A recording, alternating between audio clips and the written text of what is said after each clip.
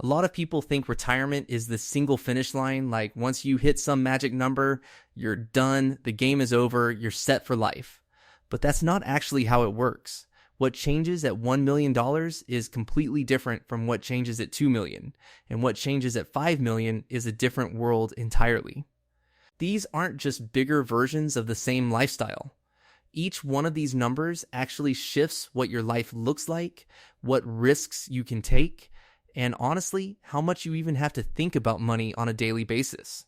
Let's break down what really happens at each of these levels. Let's start with $1 million, because this is the number most people fixate on. The one that gets talked about the most in movies and in casual conversation as the symbol of being set for life. Using a commonly cited withdrawal guideline of around 4% a year, $1 million generates roughly $40,000 a year in income before taxes. Now, $40,000 a year is not nothing. But it's also not the private jet lifestyle that number tends to conjure up in people's heads. For most people, $1 million at retirement means a modest, comfortable, careful life. It usually means your house is paid off, your basic expenses are covered, and you're not going to run out of food or shelter. But it also means you're still budgeting. You're still thinking twice about bigger purchases.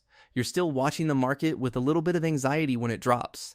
Because $40,000 a year doesn't leave a massive cushion for mistakes or emergencies. Here's what actually changes psychologically at this level, and I think this part gets skipped over a lot. At $1 million, you've crossed from constantly worrying about survival into what I'd call cautious stability. You're not rich by any dramatic definition, but you're also not vulnerable in the way someone with little to no savings is. The stress doesn't disappear at this level, it just changes shape. Instead of worrying about whether you'll have enough to retire at all, you start worrying about whether a bad decade in the market or an unexpected medical expense could derail the careful plan you've built. It's real progress, genuine progress, but it's not the stress-free life the number tends to represent in people's imaginations. Now, let's move to $2 million, because this is where things start to shift in a meaningfully different way. Not just a bigger version of the same situation. Using that same 4% guideline, $2 million generates roughly $80,000 a year. And at this level, something important happens, you get actual breathing room. $80,000 a year, depending on where you live, is enough to genuinely relax about day-to-day expenses. You can travel without doing anxious mental math every single time. You can help family members if you want to without wondering if it's going to compromise your own security. You can absorb an unexpected expense, a roof repair, a medical bill, without it throwing off your entire plan for the year. What really changes at $2 million isn't just the dollar amount, it's the margin for error. At $1 million, a bad market year can genuinely feel threatening to your long-term plan. At $2 million, that same percentage drop still stings? Of course it does. But you have enough of a cushion that it doesn't put your actual lifestyle at immediate risk. This is really the level where people start to feel like they're living instead of just surviving carefully. There's room to actually enjoy money, not just manage it defensively. Now let's talk about $5 million, because this is a genuinely different category of life, not just a bigger number on a spreadsheet. At 4%, $5 million generates around $200,000 a year. At this level, the entire relationship with money starts to change. You're no longer thinking in terms of covering expenses. You're thinking in terms of choices, options, and legacy.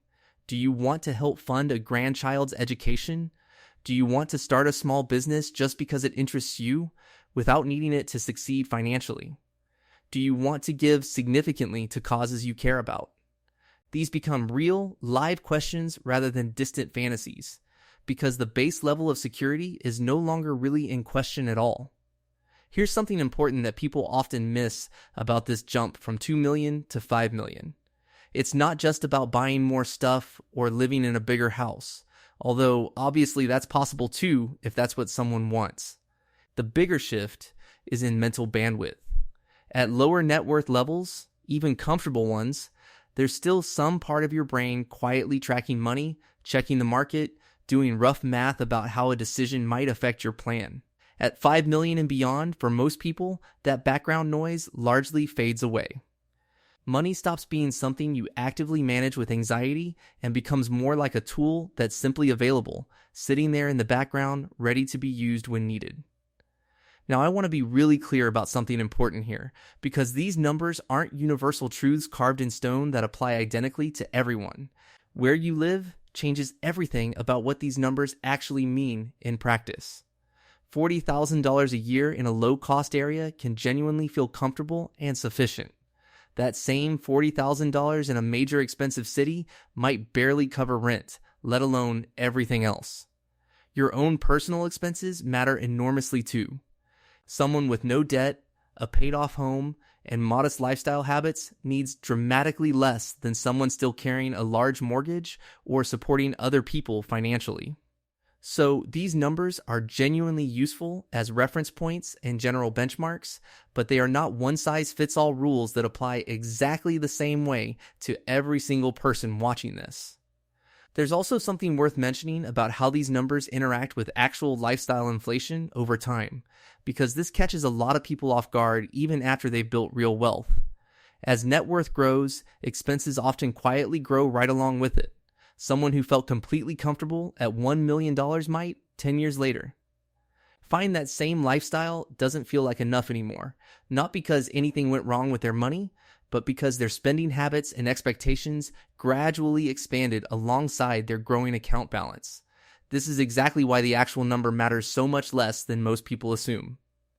What matters more is the relationship between what you actually spend and what your money can realistically sustain over the long run. So which of these levels should you actually be aiming for? Honestly, that depends entirely on the life you actually want to live, not on some universal standard that applies to everyone equally. $1 million can be genuinely enough for someone with modest expenses and a paid-off home in a reasonably affordable area. $2 million might be the right target for someone who wants real breathing room and the ability to travel and help family without constant anxious calculation. $5 million tends to matter most for people who want to actively fund things beyond their own personal lifestyle, whether that's family, causes they believe in, or ambitious long-term projects. There is no single correct answer here that applies to every single person. What actually matters most, more than any specific number we've talked about today, is understanding your own real expenses. Being honest with yourself about the lifestyle you actually want to live, and then working backward from there to figure out what target genuinely makes sense for your specific situation. The number that makes one person feel completely secure might leave someone else feeling constantly anxious, and that's not because either person is doing something wrong.